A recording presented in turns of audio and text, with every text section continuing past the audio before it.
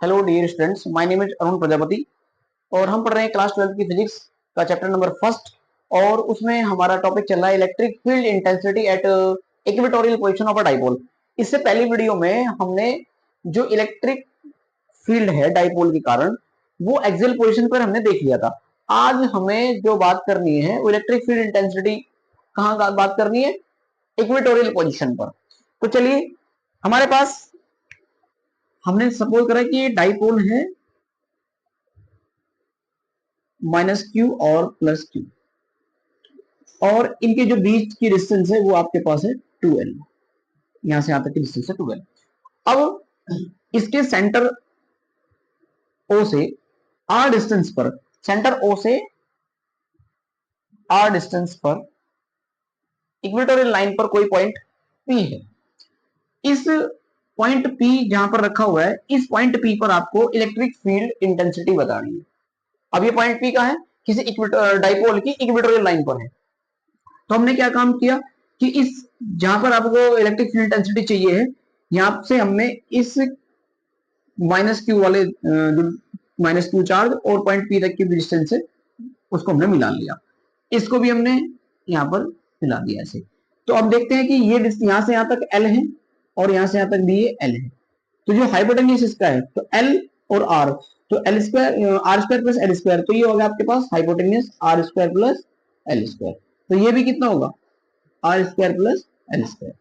अब जब दोनों डिस्टेंस आपस में बराबर हैं, चार्ज भी आप चार्ज क्या है, अपोजिट है बट इक्वल मैग्नीट्यूड में है, तो हम जो इलेक्ट्रिक फील्ड है इस डायरेक्शन को चेक करने के लिए टेस्ट चार्ज लेंगे। तो टेस्ट चार्ज क्या है, देखो यहाँ प्लस, ये प्लस है तो टेस्ट चार्ज क्या दिखाएगा, रिपल्शन शो करेगा, यानी डायरेक्शन होगी बाहर की।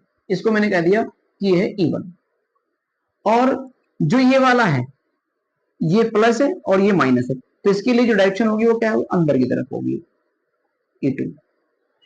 तो अब हम क्या कर रहे हैं कि जो आपको डायरेक्शन मिल रही है, इलेक्ट्रिक फील्ड इधर भी मिल रहा है इधर भी मिल रहा है, तो अब इनको हम वेक्टरली ऐड कर लेते हैं। तो हमने सपोज किया कि इनके बीच का जो एंगल है वो थीटा है, तो जब ये ट्रायंगल सेम है तो ये ट्रायंगल भी सेम है, यानी इसके बीच का भी एंगल थीटा होगा। तो हमने क्या काम किया, एक लाइन हमने रेफरेंस लाइन यहाँ पर देख ली, तो ये थीटा, तो ये एंगल भी कितना हो गया थीटा, और ये थीटा तो ये भी कितना होगा थीटा। अच्छा, जब ये थीटा होगा तो वर्टिकली अपोजिट एंगल भी थीटा ये होगा। तो हम जानते हैं कि जो थीटा के साथ जुड़ा हुआ कंपोनेंट है वो क्या होता है, हॉरिजॉन्टली कंपोनेंट, cos थीटा में लिखते हैं उसको। तो यानी जो आपके पास ये थीटा के साथ जुड़ा हुआ, तो ये कंपोनेंट हो गया कितना, E1 cos थीटा, और ये थीटा के साथ जुड़ा हुआ कंपोनेंट है E2, तो ये कितना होगा E2 cos थीटा। तो हमने क्या काम किया, ये वाला जो कंपोनेंट होगा इसका, ये वाला होगा E1 sin थीटा, और जो ये नीचे वाला जो कंपोनेंट होगा ये कितना है E2 sin थीटा।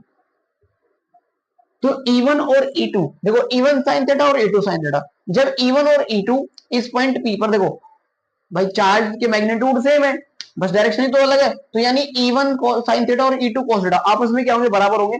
और जब बराबर है तो वर्टिकली अपोजिट है, जब ये वर्टिकली अपोजिट है एक दूसरे को क्या कर देंगे, कैंसिल कर देंगे, यानी जो हमारे पास sin थीटा वाला जो कंपोनेंट है वो क्या हो जाएगा, कैंसिल आउट हो जाएगा। तो हमारे पास जो कंपोनेंट आएगा वो आएगा इधर, यानी जो हमारे पास जो इलेक्ट्रिक फील्ड आएगी वो आएगी इधर। इन दोनों कंपोनेंट को हम ऐड कर देंगे।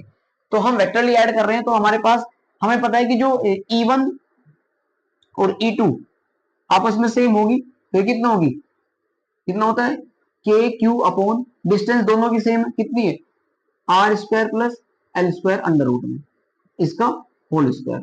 तो ये बात हमें पता चल गई कि जो E1 है E2 है ये दोनों बराबर ही हैं, तो यानी K Q upon R square plus L square का अंडर रूट है, तो अंडर रूट हटेगा तो कितना आएगा R square plus L square, मतलब स्क्वायर से अंडर रूट कैंसिल आउट हो जाएगा।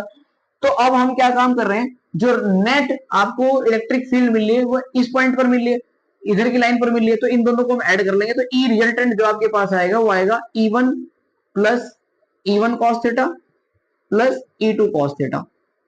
तो जब आपस में बराबर है तो ई रिजल्टेंट यानी ई नेट आ जाएगा 2E1 cos थीटा। तो आपके पास जो ई रिजल्टेंट है वो 2 इंटू E1 कितना है, कोई भी रख दो K Q upon R square plus L square, और जो cos थीटा है, cos थीटा बराबर होता है बेस अपॉन हाइपोटेन्यूज, तो बेस इसका L और हाइपोटेन्यूज का under root R square plus L square. तो यहां से हम R square plus L square का जो रूट है इसको हम ऐसे लिख सकते हैं 1/2 पावर में, यानी एल अपॉन कितना जाएगा R square plus L square की पावर 1/2। तो यानी जो ई रिजल्टेंट है वो कितना है 2 इंटू के क्यू इंटू एल अपॉन कितना जाएगा, यहां से देखो आधी पावर इसकी और एक पावर इसकी, तो कितना हो गया R square plus L square की पावर कितना है 3/2। तो हमारे पास जो एल है वो आर की कंपैरिजन में बहुत ही, देखो जो आर की कंपैरिजन में एल है वो बहुत ही छोटा है, यानी एल बहुत छोटा है आर से, तो एल स्क्वायर ही बहुत छोटा होगा आर स्क्वायर से। तो क्या करेंगे एल स्क्वायर को हम छोड़ देंगे, तो जब एल स्क्वायर को छोड़ देंगे तो ई आर बराबर आपके पास आएगा 2 k Q into L upon R square की पावर 3/2।